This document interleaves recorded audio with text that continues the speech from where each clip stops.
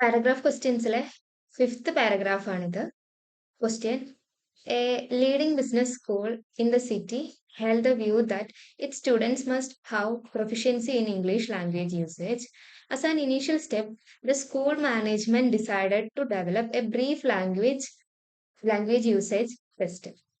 The project in charge wrote 30 items. For ആദ്യം എന്ത് കിട്ടി? 30 items ആണെന്ന് മനസ്സിലായി. Each item have 5 alternative answers, one of which was correct.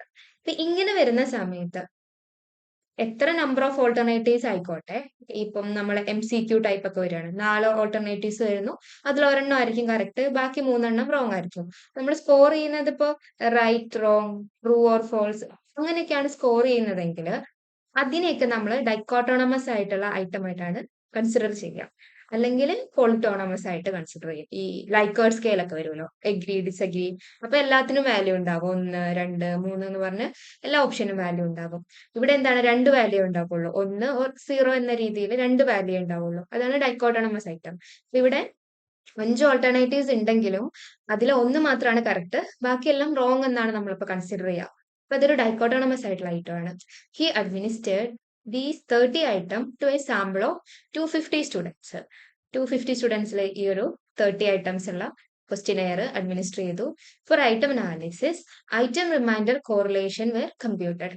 Item അനാലിസിസിന്റെ സമയത്ത് നമ്മൾ പഠിച്ചിരിക്കേണ്ട ചില കോറിലേഷൻസിൽ ഒന്നാണ് ഐറ്റം റിമൈൻഡർ കോറിലേഷൻ.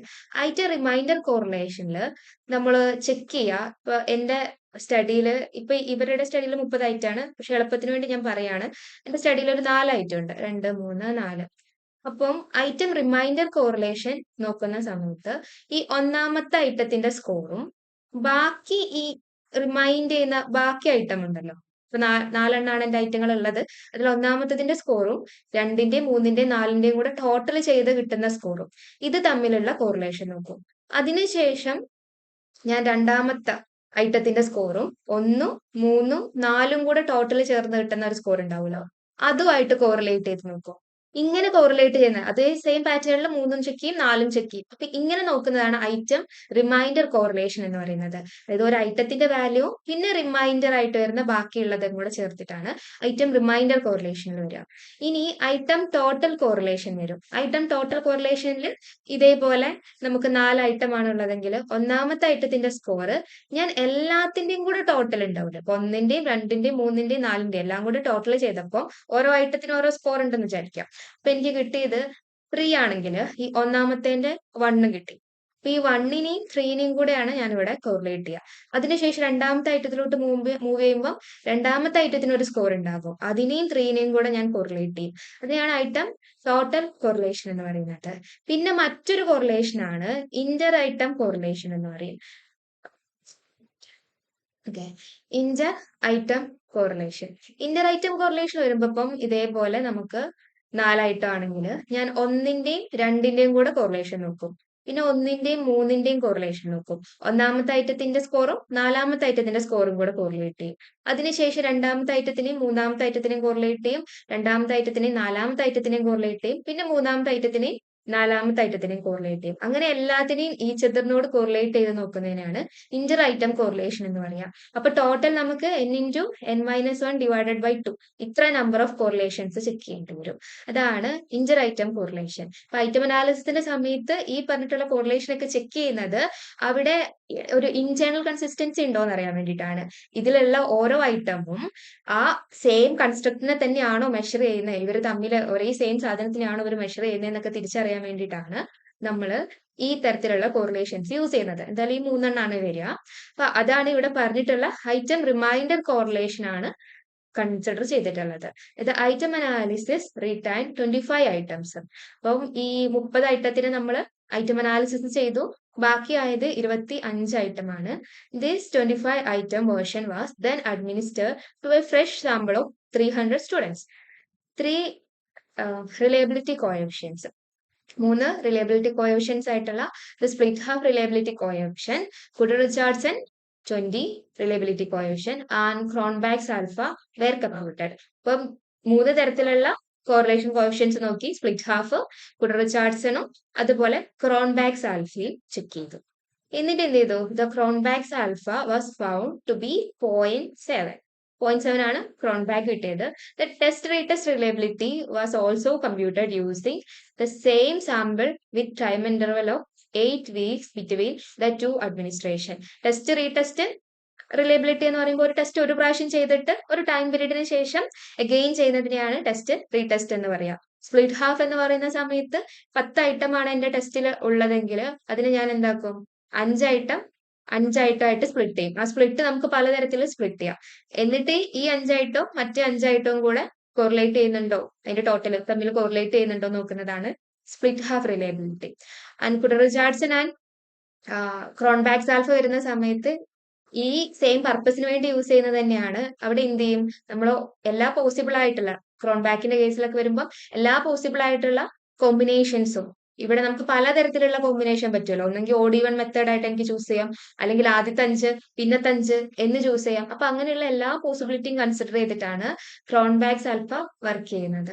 അപ്പം ഇതൊക്കെയാണ് ഇതിൽ വരുന്ന ഐറ്റംസ്. പിന്നെ നമ്മൾ പാരഗ്രാഫ് കണ്ടിന്യൂ ചെയ്യുമ്പോൾ the test retest correlation was found to be 0.26, which is significant at 0.001 level. The school authorities, pleased with the effort of the project in charge, asked him to create similar item and develop an 75 item version. ഇപ്പൊ already ഉള്ളത് 25 ഐറ്റത്തിന്റെ ഒരു version ആണ്. അത് അവർക്ക് ഇഷ്ടമായി. എന്നിട്ട് എന്ത് പറഞ്ഞു? സിമിലർ ആയിട്ടുള്ള ഐറ്റംസ് ആഡ് ചെയ്തിട്ട് 75 ഐറ്റം ഉള്ളതായിട്ട് ആ ഒരു ടെസ്റ്റിനെ വലുതാക്കാൻ വേണ്ടി പറഞ്ഞു. ഇത്രയാണ് പാരഗ്രാഫിൽ വരുന്നത്. ക്വസ്റ്റ്യൻസ് നോക്കിയാൽ the above information provide and evidence for. ഈ തന്നിട്ടുള്ള കാര്യത്തിൽ നിന്ന് നമുക്ക് എന്തൊക്കെ മനസ്സിലാക്കാൻ വേണ്ടി പറ്റും? ടെസ്റ്റ് റീടെസ്റ്റ് റിലയബിലിറ്റി അൺസാറ്റിസ്ഫാക്ടറി ആണെന്നുള്ളതാണ് ഫസ്റ്റത്തത്. അതെന്താണ്? കറക്റ്റ് ആയിട്ടുള്ള ഒരു കാര്യമാണ്. ഇവിടെ നോക്കുമ്പോൾ ടെസ്റ്റ് റീടെസ്റ്റ് റിലയബിലിറ്റി പറഞ്ഞിട്ടുള്ളത് 0.26 ആണ്. സിഗ്നിഫിക്കന്റ് ആണ്. പക്ഷെ എന്താണ് 0.26 എന്ന് പറയുന്നത് സ്ട്രോങ് ആയിട്ടുള്ള ഒരു കോറിലേഷൻ അല്ല. നമുക്കൊരു 0.7 ആ ഒരു റേഞ്ചിലോട്ടൊക്കെ എത്തിയാലാണ് 0.7 0.8 ആ ഒരു റേഞ്ചിലോട്ടൊക്കെ എത്തിയാലാണ് നമ്മളത് സാറ്റിസ്ഫാക്ടറി ആയിട്ടുള്ള ടെസ്റ്റ് റീടെസ്റ്റ് റിലയബിലിറ്റി ആയിട്ട് കൺസിഡർ ചെയ്യുക. അപ്പൊ ഇവിടെ അൺസാറ്റിസ്ഫാക്ടറി ആണ്. ഇനി സാറ്റിസ്ഫാക്ടറി ആയിട്ടുള്ള ടെസ്റ്റ് റീടെസ്റ്റ് റിലയബിലിറ്റി എന്നുള്ളതാണ് അടുത്തത്. അതെന്താണ്? അപ്പം ഓട്ടോമാറ്റിക് ആയിട്ട് റോങ് ആകും. അക്സെപ്റ്റബിൾ ഇന്റേണൽ കൺസിസ്റ്റൻസി റിലയബിലിറ്റി അതെന്താണ്? കറക്റ്റ് ആണ്. ഇവിടെ ഇന്റേണൽ കൺസിസ്റ്റൻസി ആണ് ക്രോൺബാക്ക് ആൽഫ മെഷർ ചെയ്യുന്നത്.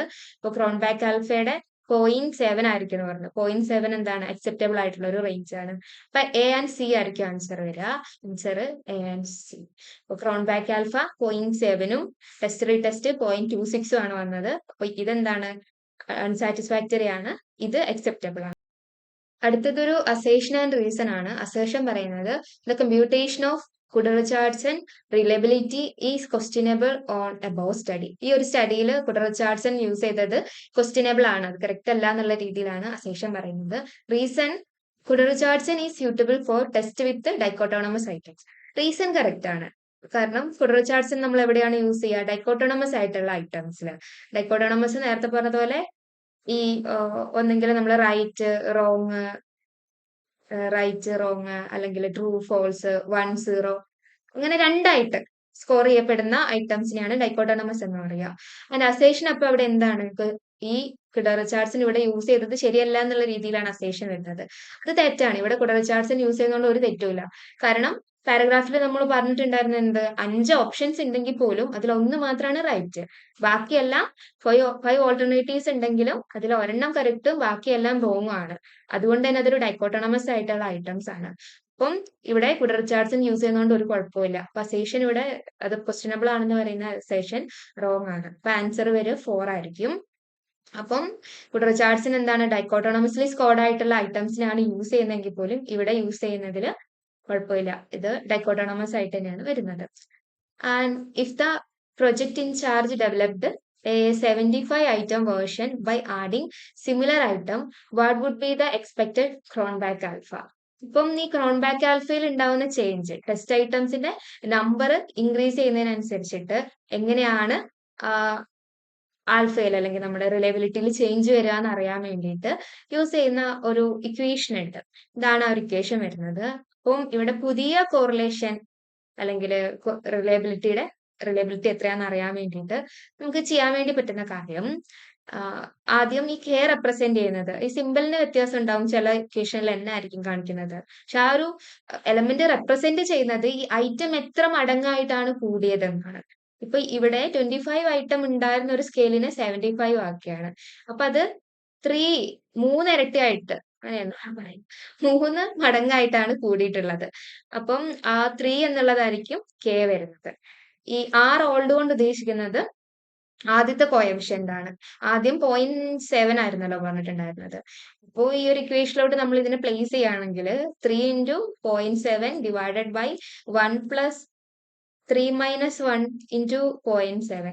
ഇത് സോൾവ് ചെയ്താൽ നമുക്ക് ആൻസർ വരിക 3 ആയിരിക്കും ആൻസർ വരിക. അപ്പൊ ഇങ്ങനത്തെ ക്വസ്റ്റ്യൻസ് ചോദിക്കാറുണ്ട്. ഈവൻ പാരഗ്രാഫ് ആയിട്ടല്ല, അല്ലാതെയും ചോദിക്കാറുണ്ട്. കോറിലേഷൻ തന്നിട്ടുണ്ടാകും, അതുപോലെ എത്രയായിട്ടാണ് ടെസ്റ്റിന്റെ അളവ് കൂട്ടിയതെന്ന് പറഞ്ഞിട്ടുണ്ടാവും. ഇനി ഈ 25 എന്നുള്ളത് 50 ഐറ്റം ആയിട്ടായിരുന്നു കൂട്ടിയതെങ്കിൽ അവിടെ ഇരട്ടിയല്ലേ ആയത്, അപ്പൊ 2 ആയിരിക്കും കെന്റെ അളവായിട്ട് വരാം.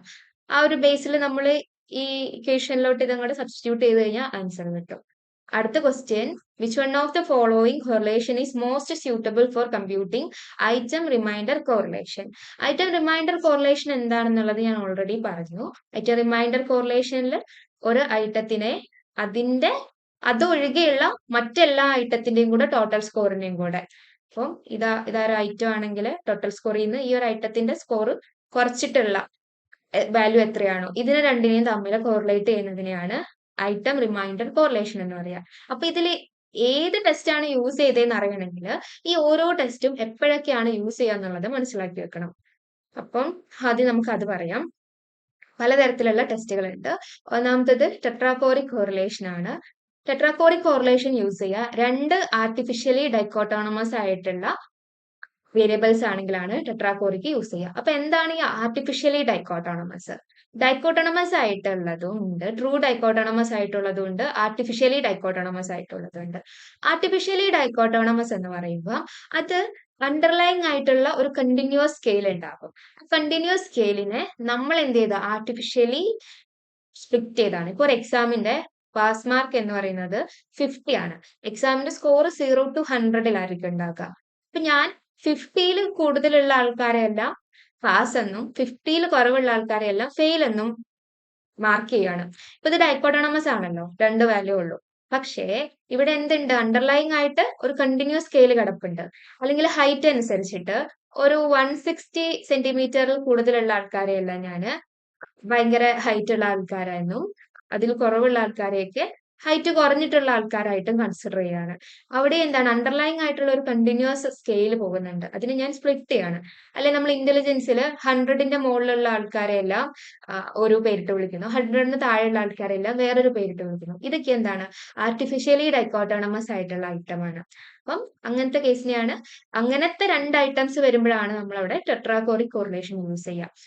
ഫൈ കോഎഫിഷ്യന്റ് യൂസ് ചെയ്യുന്നത് രണ്ടും ട്രൂ ഡൈക്കോട്ടോണമസ് ആണ്. അതായത് അണ്ടർലൈങ് ആയിട്ടുള്ള മറ്റൊരു കാര്യം ഉണ്ടാവില്ല. ഇവിടെ എന്തുണ്ടാകും, നമുക്ക് ഈ ഒരു അണ്ടർലൈങ് ആയിട്ടുള്ള ഒരു കണ്ടിന്യൂസ് സ്കെയിൽ ഉണ്ടാക്കും. പക്ഷെ ട്രൂ ഡൈക്കോട്ടോണമസിൽ അങ്ങനെ ഉണ്ടാവില്ല, കംപ്ലീറ്റ്ലി അത് ബൈനറി ആയിരിക്കും. ഇപ്പൊ മെയിൽ ഫീമെയിൽ എന്ന് പറയുമ്പോൾ അതിന്റെ അടിയിൽ കൂടെ വേറെ സ്കെയിൽ ഒന്നും പോണില്ല, അത് രണ്ടും ഡിഫറെന്റ് ആയിട്ടുള്ള ആൾക്കാരാണ്. അത് ട്രൂ ഡൈക്കോട്ടോണമസ് ആയിട്ടുള്ള കാറ്റഗറിയാണ്. അങ്ങനത്തെയാണ് ഫൈ കോഎഫിഷ്യന്റ് വരാം. അങ്ങനത്തെ രണ്ട് വേരിയബിൾസ് യൂസ് ചെയ്യുമ്പോൾ അത് ഫൈ കോഎഫിഷ്യന്റ് ആയി. അടുത്തത് കണ്ടിജൻസി കോഎഫിഷ്യന്റ് ആണ്. ഇത് രണ്ടോ അതിലധികമോ നോമിനലോ കാറ്റഗറിക്കൽ വേരിയബിൾ വരുമ്പോഴാണ് കണ്ടിജൻസി കോഎഫിഷ്യന്റ് യൂസ് ചെയ്യാം. അടുത്തത് പോയിന്റ് ബൈസീരിയൽ കോറിലേഷൻ ആണ്. ഇവിടെ ഒരു കണ്ടിന്യൂസ് ആയിട്ടുള്ള വേരിയബിൾ ഉണ്ടാകും. കണ്ടിന്യൂസ് വേരിയബിൾ ആയിട്ട് ഹൈറ്റ് എടുക്കാം, വെയിറ്റ് എടുക്കാം, അല്ലെ ഇന്റലിജൻസ് എടുക്കാം. അതൊക്കെ എന്താണ് കണ്ടിന്യൂസ് വേരിയബിൾ ആണ്. അതിന്റെ കൂടെ ഒരെണ്ണം ട്രൂ ഡൈക്കോട്ടോണമസ് വേരിയബിൾ ആയിരിക്കും. ഇപ്പോ പ്രഗ്നന്റ്, നോട്ട് പ്രഗ്നന്റ്, അതൊരു ട്രൂ ഡൈക്കോട്ടോണമസ് ആയിട്ടുള്ള വേരിയബിൾ ആണ്. അങ്ങനെയുള്ള വേരിയബിൾസ് ആണ് പോയിന്റ് ബൈസീരിയലിൽ വരാം. ബൈസീരിയൽ ആവുന്ന സമയത്ത് ഒരു കണ്ടിന്യൂസും ഒരു ആർട്ടിഫിഷ്യലി ഡൈക്കോട്ടോണമസ് ആയിട്ടുള്ളതും. ഇപ്പൊ പറഞ്ഞ പോലെ ഇത്തരത്തിലുള്ള കണ്ടിന്യൂസ് ആയിട്ടുള്ള വേരിയബിളും ആർട്ടിഫിഷ്യലി ഡൈക്കോട്ടോണമസ് എന്ന് പറയുമ്പോൾ പാസ് ഫെയിൽ, ഇപ്പം 50 മാർക്കിന്റെ താഴെ വന്ന ആൾക്കാരെ ഞാൻ ഫെയിൽ എന്നും 50യുടെ മുകളിൽ വന്ന ആൾക്കാരെ പാസ് എന്നും കാറ്റഗറൈസ് ചെയ്തിട്ടുണ്ടെങ്കിൽ അത് ആർട്ടിഫിഷ്യലി ഡൈക്കോട്ടോണമസ് ആണെന്ന് പറഞ്ഞു. അപ്പൊ അങ്ങനത്തെ സാഹചര്യങ്ങളിൽ ബൈസീരിയൽ ആണ് യൂസ് ചെയ്യുക. ഇനി സ്പിയർമാൻ റാങ്ക് കോറിലേഷൻ യൂസ് ചെയ്യുക. രണ്ട് ഓർഡിനൽ ആയിട്ടുള്ള വേരിയബിൾ വരുന്ന സമയത്താണ് സ്പിയർമാൻ റാങ്ക്. അതെന്താണ്, നോൺ പാരാമെട്രിക് ആയിട്ടുള്ള കോറിലേഷന്റെ വേർഷൻ ആണ്. സ്പിയർമാൻ ആണ് ഇതിന്റെ പാരാമെട്രിക് വേർഷൻ. സ്പിയർമാനിൽ വരുന്ന സമയത്ത് രണ്ട് കണ്ടിന്യൂസ് ആയിട്ടുള്ള വേരിയബിൾ ആയിരിക്കും, ഇന്റർവെൽ അല്ലെങ്കിൽ റേഷ്യോയിലായിരിക്കും ഉണ്ടാകുക.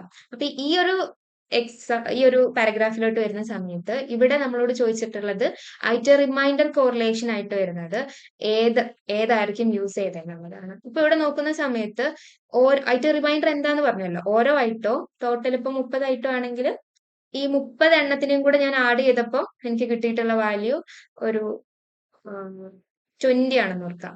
ഓരോന്നിനെയും നമ്മൾ 1 and 0 എന്നുള്ളതായിരിക്കും.